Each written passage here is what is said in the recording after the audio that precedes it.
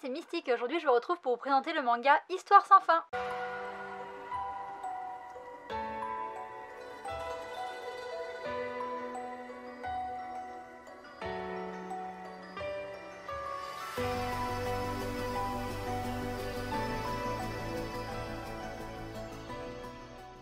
Je vous retrouve aujourd'hui pour vous présenter mon chouchou couverture du mois de février, Histoire sans fin. J'avais adoré l'extrait, j'avais trouvé la couverture très belle, forcément puisque c'est mon chouchou couverture, mais qu'en est-il du reste? Alors je sais, j'avais dit que j'arrêtais de vous parler de manga qui parlent de filles, mais là j'y suis pour rien, c'est mon chouchou couverture, et donc vous inquiétez pas, il y a d'autres mangas qui arrivent tout bientôt, mais voilà, là encore un manga avec une héroïne féminine. Ce manga, c'est un seinen qui est publié chez Kiyun dans leur collection Kizuna. Il a été publié à partir de 2012 au Japon et il est terminé en 3 tomes. En France, il a été publié à partir de 2019. Il y a un tome de sortie, le tome 2 devrait arriver en juillet. C'est dessiné et scénarisé par Hirasawa Geko qui n'a fait aucune autre publication en France, mais elle a fait la couverture de certains light novels, donc j'essaierai de vous les remettre si je trouve.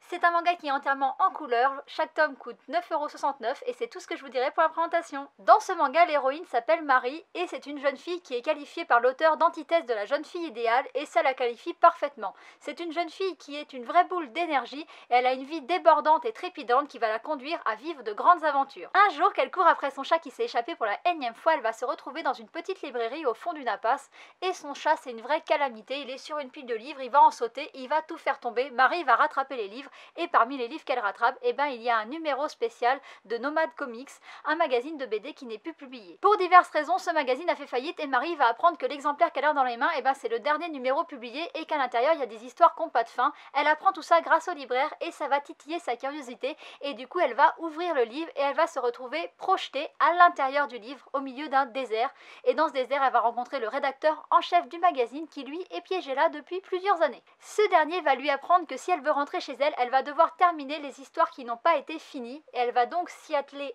immédiatement. Elle va commencer par une histoire qui parle de princes, de démons et de dragons et le moins qu'on l'on puisse dire c'est qu'elle va trouver une fin assez inattendue, quelque chose auquel j'avais pas forcément pensé et qui m'a bien surprise. Je ne vous en dis pas plus pour l'histoire et je passe tout de suite à mon avis et je ne vais pas vous cacher que pour moi ça a été une belle découverte, j'avais beaucoup aimé l'extrait et j'ai pas du tout été déçue par ce chouchou couverture, j'ai trouvé ça très appréciable d'avoir un manga entièrement en couleur. Par contre j'ai été surprise que ça soit un sens de lecture français, ça m'a pas dérangé mais je préfère le dire parce que je sais que ça pourra en déranger certains et autre chose qui pourrait déranger certaines personnes c'est le dessin, il est très spécial,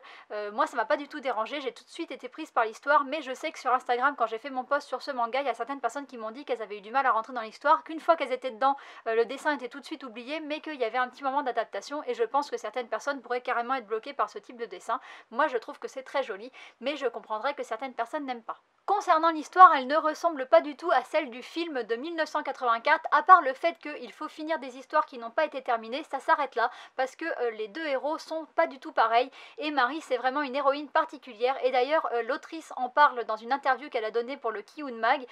où elle dit en fait qu'elle aime bien les femmes fortes, et je vais vous lire exactement ses propos. Dans l'interview, Kiyun fait une remarque sur le fait que